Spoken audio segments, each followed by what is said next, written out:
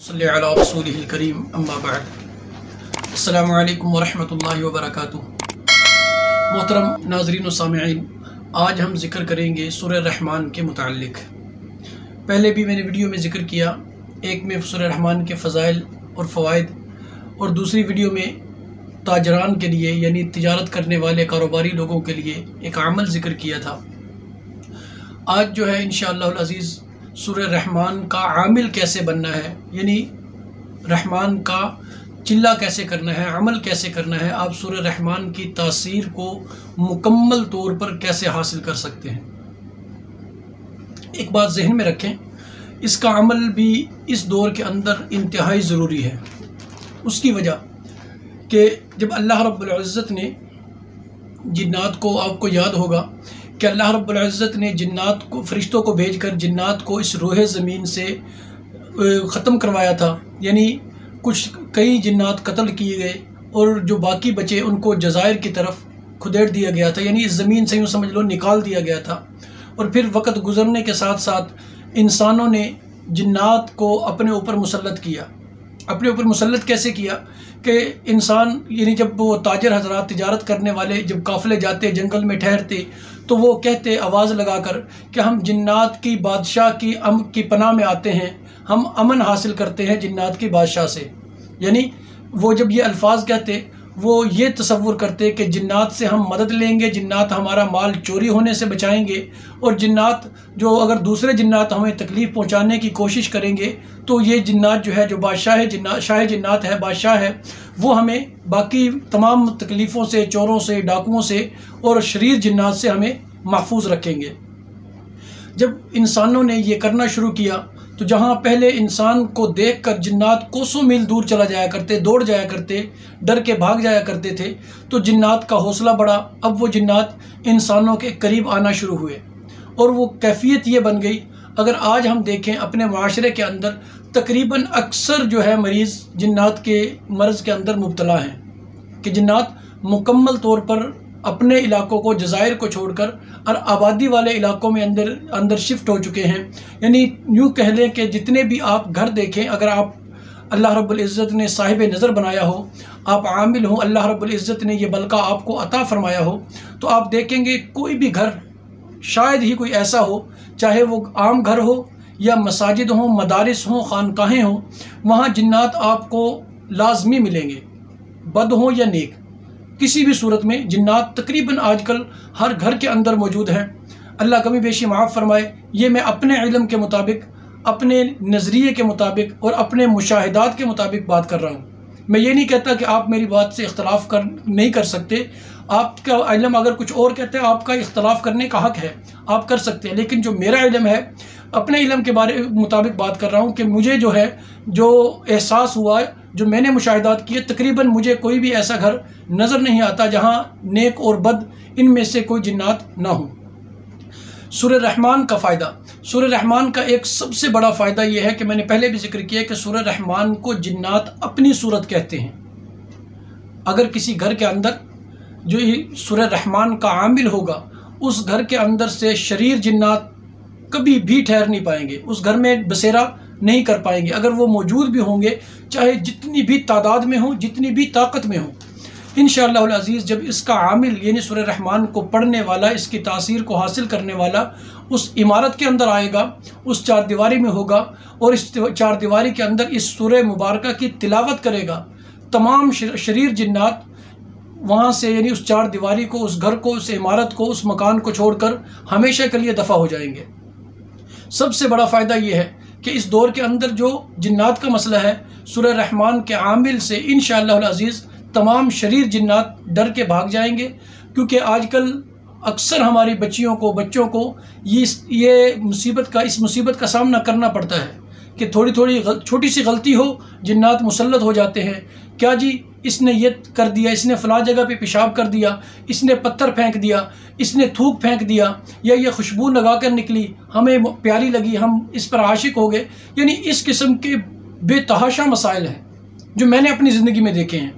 تو جو بھی اس کا عامل ہوگا، سب سے بہترین چیز کہ جہاں آپ جائیں گے، یعنی وہ عامل سورہ رحمان کا جائے گا، چاہے وہ مریض ہو یا عمارت ہو، انشاءاللہ العزیز وہاں سے جنات इस तरह भागेंगे कि जिस तरह ये यूँ कह लें कि जैसे आम मिसाल मशहूर है कि गुलेल को देखकर कौवा उड़ जाता है, दौड़ जाता है, यानी इस तरह जिन्नात वहाँ से इंशाअल्लाह अज़ीज़ दफ़ा हो जाएंगे। अब आप इसका अमल का तरीका, इसके यानी आमिल बनने का तरीका जो है वो देखें कि बहुत ही आसान है, क्योंकि अल्लाह रब्बुल इज़्ज़त ने इसको कुरान की ज़ीनत बनाया, यानी कुरान की खूबसूरती सूरह रहमान की वजह से है। सूरह रहमान कुरान की दुल्हन भी है। तो जब आप सूरह रहमान का अमल करेंगे, आपने को सैकड़ों मरतबा नहीं पढ़ना, आपने सिर्फ़ और सिर्फ इस सूरह मुबारका को 11 मरतबा पढ़ना है। और पढ़ने की तरतीब इस सबसे जो बेहतर है, उस रात की भी है, लेकिन जो बेहतर तरीका है कि अगर आप फजर की नमाज के बाद उसी जगह पर बैठकर, कोई हिसार की ज़रूरत नहीं है और ना किसी और परहेज़ की ज़रूरत है। हाँ, उसमें एक परहेज़ लाजिम है कि आपने बड़ा गोश्त या यूँ कह लें कि तर्क हिवानात करना है। तर्क हिवानात के अंदर हर किस्म का गोश्त आता है, अंडा वगैरह आ जाता है, दूध दही या दूध से बनने वाली चीज़ें आ जाती हैं। इनसे आपने यानी तर्क हिवानात करनी है। उसके अलावा आप हर चीज़ खा सकते हैं। और उसमें अगर आप रोज़ा रखें फिर तो नूर अला नूर, अगर आप रोज़ा न रखें तब भी कोई मसला नहीं। इंशाअल्लाह अज़ीज़ जब आप इस तरतीब से यानी फ़जर की नमाज के बाद 11 मरतबा आप इस सूरह मुबारका को 41 दिन पढ़ेंगे, और अगर आप मुत्तकी हैं, आप परहेज़गार हैं, आप 5 वक़्त के नमाजी हैं, तो इंशाअल्लाह अज़ीज़ 41वें दिन आप अल्लाह रब्बुल इज़्ज़त के इस सूरह के अनवारात देखेंगे। अनवारात कैसे होंगे? एक तो आप पढ़ते वक़्त भी महसूस करेंगे कि किस तरह अल्लाह रब्बुल इज़्ज़त की तरफ से यानी मलाइका का ज़ुहूर होता है। यानी वो मतलब मकसद ये कहने का कि जब आप पढ़ रहे होंगे तो आपको नूर के इशारे नज़र आएंगे। यानी आप दिन कुरान खोल कर पढ़ रहे हैं या हिफ्ज़ किए हुए ज़बानी पढ़ते हैं, तो आप पढ़ रहे हैं, पढ़ते पढ़ते आप देखेंगे कि कुछ सफ़ेद नूरानी चीज़ आपके सामने से गुज़र गई, आपके दाएं तरफ से, आपके बाएं तरफ से गुज़र गई। आपको ये इब्तिदा के अंदर यानी पहले तकरीबन 7 दिन गुजरने के बाद ये इशारात मिलना शुरू हो जाएंगे। और अगर मुत्तकी हैं, आप नमाजी हैं और आपकी नमाज कज़ा नहीं हुई, और अगर आपने रोज़े के साथ भी किया हो कि आपने रोज़ा रखा हो, तो उस सूरत के अंदर इंशाअल्लाह अज़ीज़ सूरह रहमान के मुत्तबईन जो है, जिसको आम अल्फाज में सूरह रहमान यानी जिन्नात कह ले या मुवक्कलात तो और चीज़ होती है, जिन्नात जो हैं वो इंशाअल्लाह अज़ीज़ बड़े खूबसूरत अंदाज़ के अंदर आपके पास भी आएंगे, आपसे मुसाफ़ा भी करेंगे और आपकी इत्तिबा की जो है वो इत्तिबा का अहद भी करेंगे। यानी आपसे वादा करेंगे कि आपने सिर्फ उनकी शर्त एक होती है, ज़हन में रखें। आप ये ना समझें कि हमने अमल कर लिया, आमिल बन के अब हम बिल्कुल आज़ाद है, नहीं। ये अक्सर आमिलीन हज़रात जानते हैं जो जिनको अल्लाह रब्बुल इज़्ज़त ने ये ताकत अता फ़रमाई है कि उनकी सिर्फ़ और सिर्फ जो मुसलमान होते हैं, सिर्फ़ और सिर्फ एक शर्त होती है, इसके अलावा उनकी शर्त कोई नहीं होती। वो कहते हैं कि जी हमसे खिलाफ शरा काम नहीं लेना, ना आपने करना है ना हमसे लेना है, तो सिर्फ ये शर्त होगी। उन्होंने यही आपको यही कहेंगे कि आपने जी ये काम नहीं करना कि हमसे खिलाफ शरा काम नहीं लेना और आपने ख़ुद खिलाफ शरा काम नहीं करना। इसके अलावा जो भी आप हुक्म देंगे इंशाअल्लाह अज़ीज़ हम हाजिर हैं अल्लाह की रज़ा के लिए। तो आपसे यानी यूँ कह लें कि मुआहिदा भी होगा। सिर्फ छोटा सा अमल है कि 41 दिन करना 11 मरतबा, ये कोई बड़ी तादाद नहीं है और हर ख़ास व आम कर सकता है। लेकिन जो मैंने इब्तिदा में ज़िक्र किया है पहले वीडियो के अंदर कि इसके लिए अगर आप आलिम हैं तो बहुत बेहतर है, क्योंकि आम जाहिल आदमी जो है तो वो अक्सर गुनाह के अंदर मुब्तला हो जाता है। और गुनाह के अंदर जो सबसे बड़ा गुनाह आता है वो है तकब्बुर, यानी या इंसान का अकीदा ख़राब होता है। क्यों कि अकीदा ये हो जाता है कि मैं जो भी मेरे मसले में रुकावट पैदा होगी मैं इनसे काम ले लूँगा, ये मेरी मदद करेंगे। अल्लाह से उसका नज़रिया, उसका अकीदा ख़त्म हो जाता है ऐसा ऐसा करके। इसलिए आलिम हो वो इस अमल को करे, क्योंकि उसे पता होगा कि ये तो मखलूक है, खालिक सिर्फ वो है। अगर वो चाहेगा ये काम करेंगे, वो नहीं चाहेगा ये कुछ नहीं कर सकते। क्यों? आलिम हर चीज़ को जानने वाला होता है, यानी हलाल व हराम को, उसे हलाल व हराम की तमीज़ होती है, उसे पता होता है ये काम जायज़ है ये नाजायज़ है। अगर आप आलिम नहीं है तो खुदा के लिए इस अमल को ना कीजिए। हाँ, अलबत्ता अगर आप आलिम नहीं हैं लेकिन अल्लाह वालों की सोहबत में बैठते हैं, अल्लाह वालों के साथ हमेशा ताल्लुक़ रखते हैं, اللہ والوں کے نصیحتوں پہ عمل کرتے ہیں اور اللہ والوں کے پاس ہمیشہ کا آنا جانا ہے آپ کا، تو پھر آپ کر سکتے ہیں۔ یعنی مقصد کہنے کا یہ کہ صرف ایسے 2 لوگوں کو اجازت میری طرف سے ہے کہ جو عالم ہوں وہ تو بلا جھجک اس عمل کو کرے، کیوں کہ لیکن یہ ذہن میں رکھے جو بھی کرے، عالم ہو غیر عالم ہو، متقی یا نہیں ہو، تو دونوں صورتوں میں آپ نے اس عمل سے پہلے اجازت ضرور لینی ہے۔ میں یہ نہیں کہتا مجھ سے لے، بلکہ اپنے پیر و مرشد سے لے، یا آپ کے علاقے کے اندر قرب و جوار کے اندر کوئی عامل ہو جو متقی ہو۔ اب عامل کون سا ہوتا ہے؟ عامل کا یہ ذہن میں رکھیں کہ عامل آپ وہ لینا ہے آپ نے جو متبع سنت ہو۔ آپ عام عامل نہیں لینا کہ اس نے عمل کیے ہوں، چلے کیے ہوں، جنات اس کے تابع ہوں، لوگوں کے کام کرتا ہو، لیکن آپ دیکھیں اسے، آپ کو پتہ چلتا ہو کہ یار اس نے نماز قضا کر دی، نماز نہیں پڑھی، یا اس طرح کا گناہ کے اندر یہ مبتلا ہوتا ہے۔ یعنی اس طرح کا کوئی بھی فعل اگر اس کے اندر آپ کو نظر آئے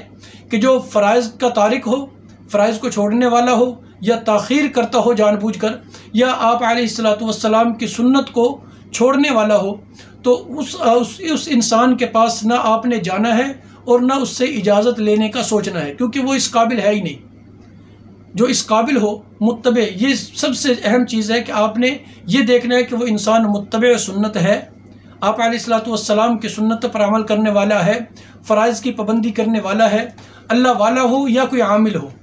ان دونوں میں سے کسی ایک سے آپ نے اجازت لے کر پھر آپ نے یہ عمل شروع کرنا ہے۔ جب آپ یہ عمل اجازت کے ساتھ شروع کریں گے انشاءاللہ العزیز، اب میں یہ نہیں کہتا کہ آپ نے اس عمل کی وجہ سے آپ کامیاب ہوں گے، نہیں، بلکہ جو اجازت دیتا ہے یہ ذہن میں رکھیں، وہ اللہ رب العزت کے سامنے ہی التجا کرتا ہے، یا اللہ اس انسان کو اپنی رحمت میں ڈھانپ کے رکھنا، اس انسان کو ہر شر سے محفوظ رکھنا، آپ کے لیے دعا گو رہتا ہے، آپ کے لیے آپ کی سرپرستی کرتا ہے، تو اس کی وجہ سے اللہ رب العزت اس نیک بندے کی برکت اور آپ کے پڑھنے کی جو برکت ہوتی ہے، اللہ رب العزت اس کی وجہ سے آپ کو درمیان میں آنے والی جو پریشانیاں ہیں، جو آپ کے اندر خوف پیدا ہوگا، جو آپ کو پریشانی کا سامنا دیکھنا پڑے گا، تو اللہ رب العزت اس عمل کے کرنے والے سے اجازت کے ساتھ تمام تکلیفوں کو تمام تکلیف اور تمام خوف کو اس سے دور رکھیں گے، اور اللہ تبارک و تعالی اسے احسن طریقے سے کامیابی عطا فرمائیں گے۔ السلام علیکم ورحمۃ اللہ وبرکاتہ۔